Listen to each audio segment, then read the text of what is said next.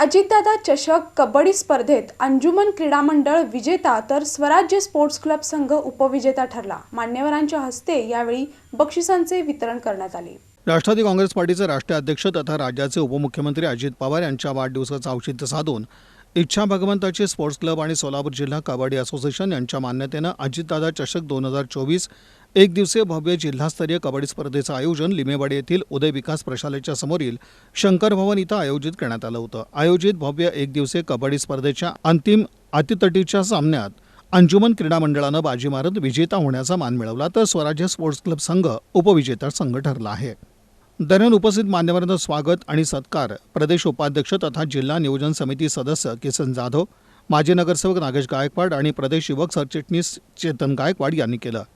या कबड्डी स्पर्धेचं पारितोषिक वितरण मोहोळ विधानसभा मतदारसंघाचे आमदार यशवंत माने, माजी उपमहापौर दिलीप कोल्हे, शिवसेना जिल्हा प्रमुख तथा सोलापूर कृषी उत्पन्न बाजार समितीचे अप्रशासकीय सदस्य अमोल शिंदे, शिवसेना जिल्हा प्रमुख मनीष काळजे, दक्षिण सोलापूर राष्ट्रवादी पक्षाचे डॉक्टर बसवराज बगले, माजी परिवहन समिती सभापती आनंद मुस्तारे आदी मान्यवरांच्या उपस्थितीत करण्यात आलं।